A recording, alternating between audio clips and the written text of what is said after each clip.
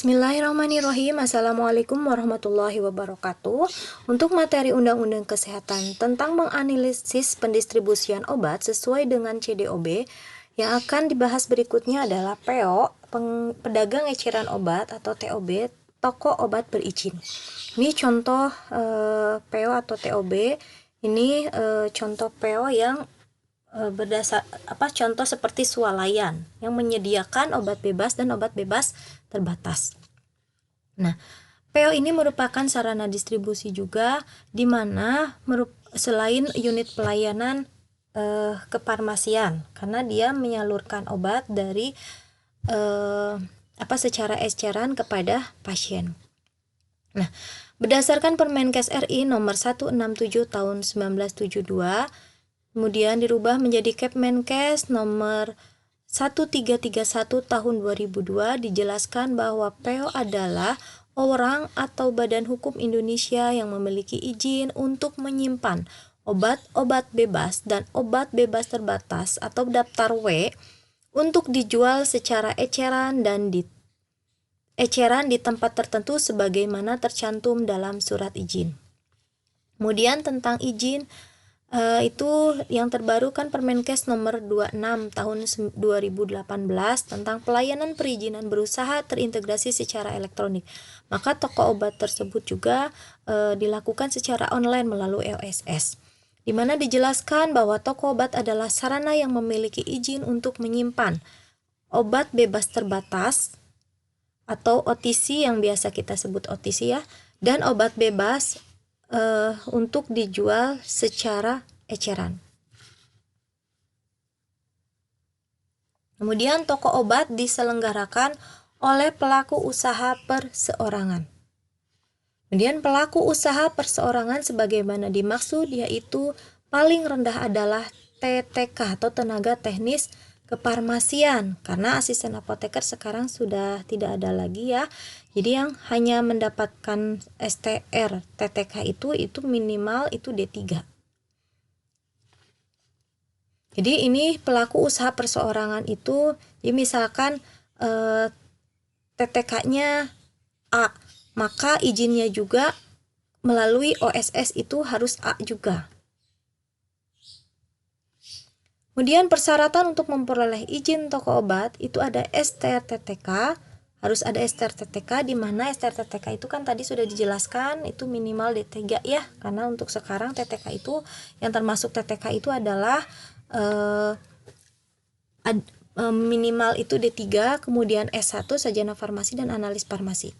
Kemudian surat izin praktek tenaga teknis kefarmasian sebagai penanggung jawab teknis, dia harus ada SIP TTK.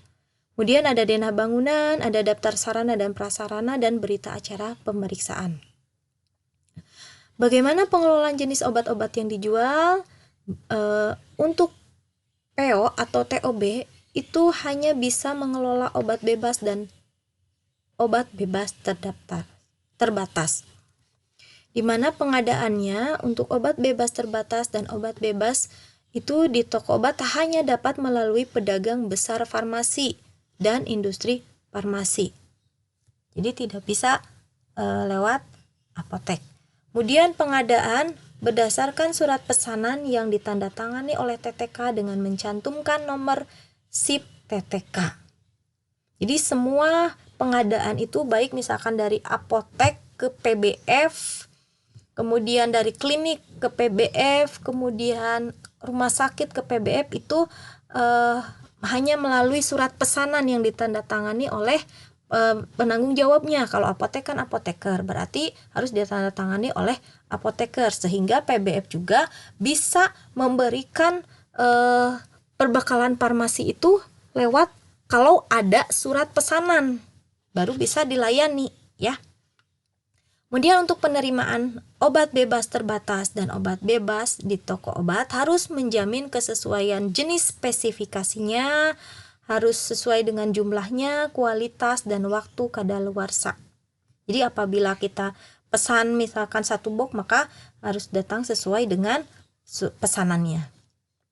Kemudian penyimpanan. Untuk penyimpanannya, OBT dan OB itu harus disimpan pada lemari rak atau etalase yang bisa mudah terlihat oleh masyarakat, sehingga tadi seperti contoh gambarnya itu bisa berupa swalayan yang mudah dilihat oleh pasien atau masyarakat. Kemudian penyimpanan OBT dan OB tidak boleh dicampur dengan barang-barang lain. Kemudian OBT dan OB harus disimpan dalam wadah asli dari pabrik. Jadi tidak boleh diracik atau dirubah kemasannya. Dan penyimpanannya harus sesuai dengan kondisi yang dipersyaratkan pada kemasan obat. Contohnya, obat A itu harus disimpan di suhu lemari es, maka harus disimpan lemari es, ya, harus misalkan di suhu 8 derajat, maka harus di kulkas atau lemari es, ya. Kemudian penyerahan OBT dan OB kepada masyarakat dilakukan dalam kemasan terkecil dari pabrik, misalkan stripan. Ya, misalkan Sunmol 1 strip.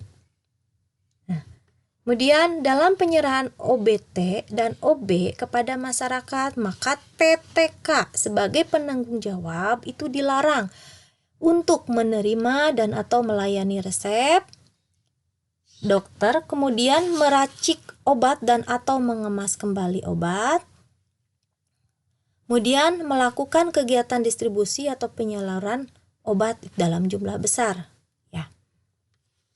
Kemudian bagaimana kewajiban TOB, toko obat berizin, sebagaimana tadi dijelaskan di atas, maka toko obat wajib memasang papan nama terdiri atas, ada nama, tulisan nama toko obatnya, kemudian ada nomor SITO atau surat izin toko obat dan alamat toko obat tersebut. Kemudian dituliskan juga nama penanggung jawab TTK-nya dan nomor SIP TTK-nya. Kemudian ada pernyataan tidak menerima dan melayani resep dari dokter, di mana papan namanya berukuran minimal 60 x 40 cm, dipasang di bagian depan toko obat secara jelas dan mudah terbaca. Sebagaimana tadi contohnya ada di gambar, ya. Kemudian PO dilarang menerima atau melayani resep dokter, dilarang membuat obat, membungkus atau membungkus kembali obat. Kemudian obat-obat yang masuk daftar obat bebas terbatas harus disimpan dalam lemari khusus, tidak boleh dicampur dengan obat-obat atau barang lain.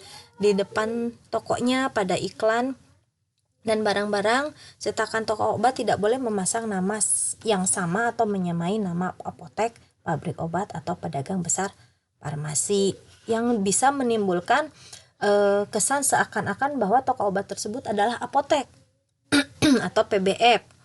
Kemudian PO atau toko obat berizin itu harus selalu tunduk pada semua peraturan yang berlaku. Ya, baik, demikian penjelasan daripada toko obat berizin atau PO, pedagang eceran obat. Terima kasih. Wassalamualaikum warahmatullahi wabarakatuh.